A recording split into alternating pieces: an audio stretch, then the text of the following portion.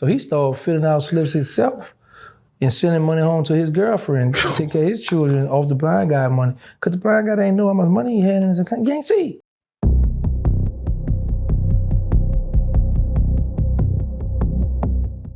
Like, there was this blind guy. He was like really blind, bro. He used to have these black Gucci, not Gucci, Louis, what that thing? Versace. Black Versace glasses. In prison? Yeah. He was blind, so he could wear his glasses. But I feel people got different kind of name brand glasses. That ain't nothing.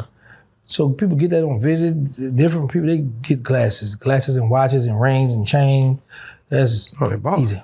So matter of fact, a guy just posted a picture with me with 2 watches on the chain on when I was in jail. So yeah, you didn't catch that. So anyway. Yeah, Geneva. So this guy, he blind. I'm talking about legally blind. Like got a field, really can't see. So they appointed him a companion. So the companion is somebody that walk you everywhere, right, to fill out your commissaries, help you do everything you need to do. Yeah. The blind guy was arrogant, cocky, used to talk a lot of smack. He could get money, so he used to be, talking, just bragging, just talking smack. So the guy who used to walk him, man, old fat dude from, I think he's from Alabama or Mississippi. But he used to get that dip, commissary. So, man, he would walk blind guy everywhere. But then sometimes I used to go over there, sit in the cell and just kick it with the guy who used to walk the blind. And we just be talking. So he say, man, they got into it. So they fell out about something. They had a disagreement. So he had stopped walking them for a while. He said, yeah, that's why I be tearing that MF up. I said, what you mean? He said, man, because back in the day, we used to have a little, before they started allowing us to send out money, we used to send out MoneyGram, but they had stopped it. But it was other way we send out money, fill out slips. We used to have this little green bubble slip where if I want to send out 300, I got a bubble in the circle in the 300 and sign and turn it in. So the blind guy used to have him sending money home, doing different stuff. And then he got to the point, because the people know, because when you turn in slips, you have to go in the back to the council office and turn the slips in. So the people had got used to him working for him, So he started filling out slips himself and sending money home to his girlfriend to take care of his children off the blind guy money. Because the blind guy didn't know how much money he had in his account. You can't see. Yeah, he gets told what he has. Yeah, and he trusted this guy because him and this guy done got cool. Man, ain't no honor in prison. No, man, you got to keep in mind, bro, there's a lot of broke dude. Like, it was one guy, he couldn't read or write, so it's like, how it's crazy how people say, the truth is told through the joke. So he would always be joking around, well, what them chocolate chip cookies with children, put that down right at the, and I was one time just playing, man, you act like you can't read or write or something. He's like, man, I can't.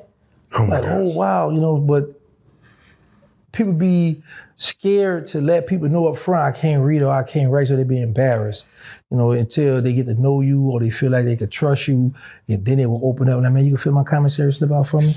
Can you help me do this? Can you help me do that? And it makes me ask the question, the blind dude, was he blind going to prison or was he? Yes, he was blind. So he committed a crime and blind man.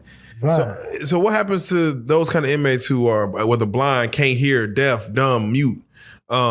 They just in there with the regular inmates? One time they used to be, but now they got, like Lexington, that's a hospital. This other one, people in the chest who know, they got a different federal, not that many, but where you go at when you got like different illness where they'll send you there. Oh, wow.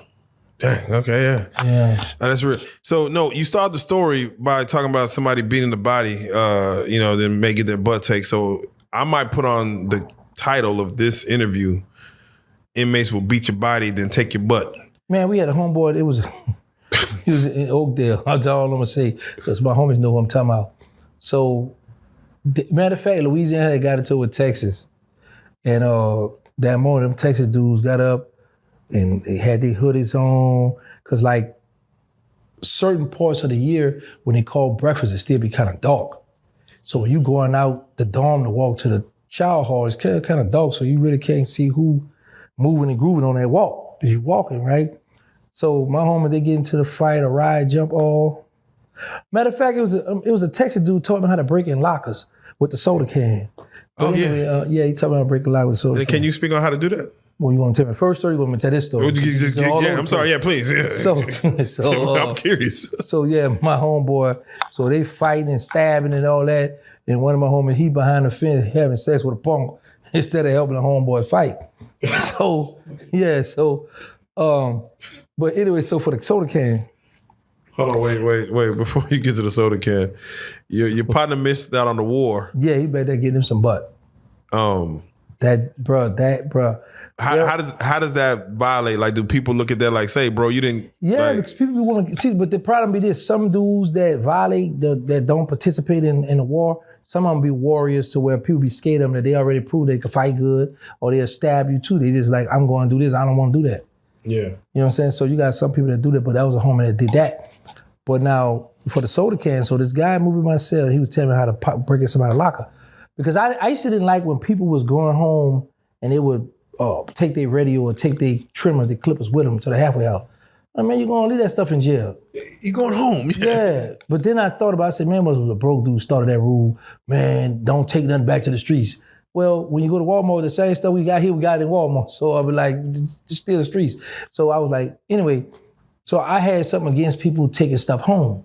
And the dude from Texas, he come there to the drug program where I was at. And he was telling me about how you could break it and lock it in a few seconds. That's how you do it. So he got the soda can and he broke it. And he took the scissors and cut it. And he made like you know how you make you cut like a little box? Yeah. But then you bend it like a little U shape, right? Yeah. But then you take the scissors and trim it, because when you make it a little square shape, the little box shape, you got the points. So you got to get the scissors and trim that around and trim it around to get. So now what happens is, those combination locks, how the lock go? So you got the lock here, and you got the little top part on there. Correct. Once you do the spin it, you got this part here. Correct. So what you do is you raise it up, and you take the can, I just would tell you, stick it in the inside of it, and you raise it up, and then you just take a hard boom, boom, and you just jam it, and it pops open. Wow. Because the soda can gets in the way of the lock inside.